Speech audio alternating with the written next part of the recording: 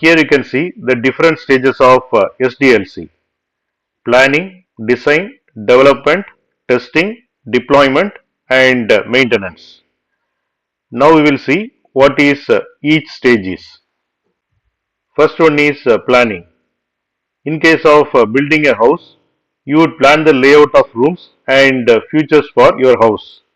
Same way, to create the software in the planning stage of SDLC, you figure it out what the software needs to do, and you gather requirements, set goals, and make a roadmap for project.